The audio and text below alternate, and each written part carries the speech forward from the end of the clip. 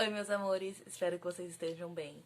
E o vídeo de hoje é pra falar um pouquinho sobre vírus. Eu não vou entrar no assunto do Covid, porque eu acho que já tem muita informação, tem perfis muito interessantes, como o do Átila, pra discutir sobre esse vírus.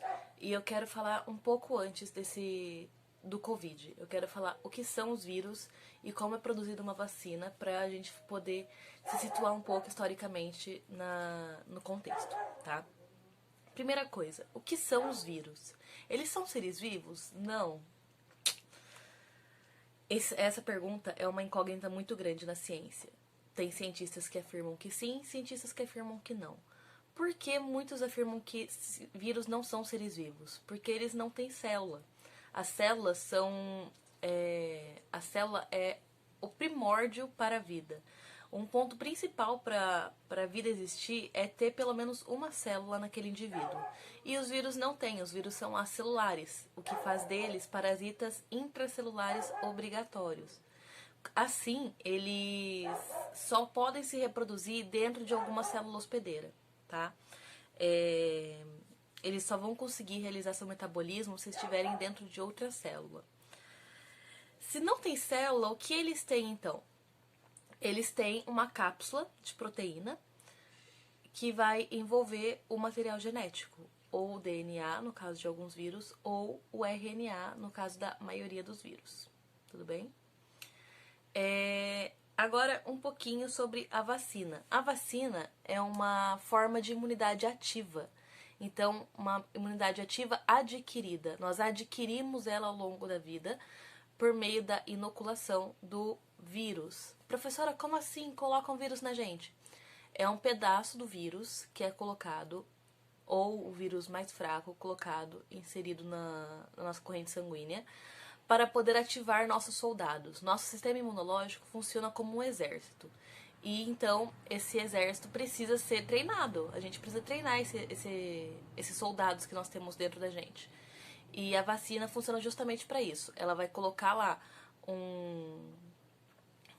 um vírus mais fraco para o nosso corpo poder lutar contra, compreender como funciona aquele inimigo, para na hora que a gente tiver contato efetivamente com ele, nós não sofrermos os efeitos. Isso aconteceu primeiro com a varíola. A doença... Tem um cachorro aqui e ele está se mexendo e o tripé vai se mexer também. A varíola... Deixa eu ver se eu consigo...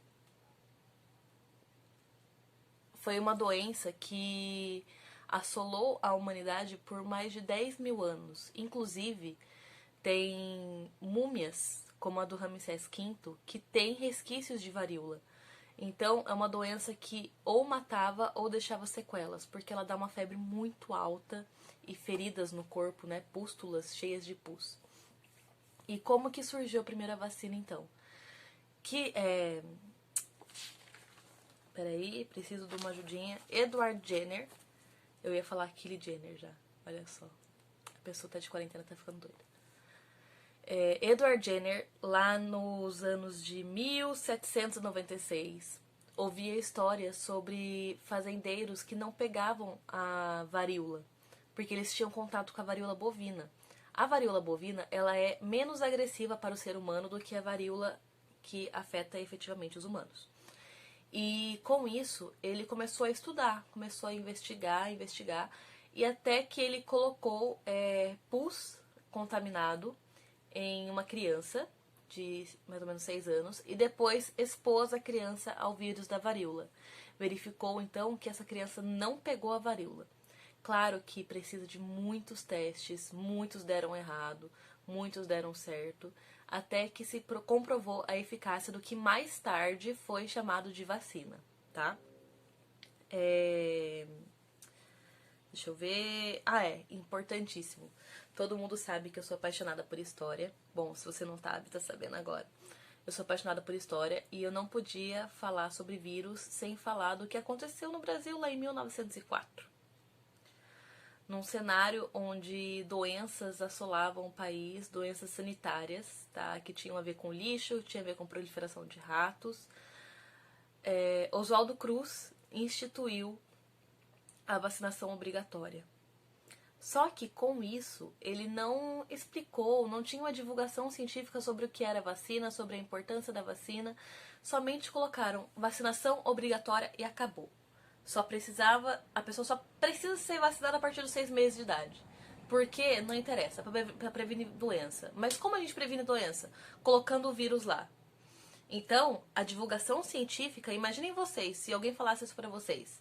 A divulgação científica não existia naquela época, não se sabia dos estudos que tinha sobre a vacina. Era uma parte do conhecimento, como é até hoje, privilegiada para a nata, tá? Para aquela pequena parcela de pesquisadores que entendem do assunto, que entendem aquelas palavras difíceis, então não tem uma divulgação científica em cima disso.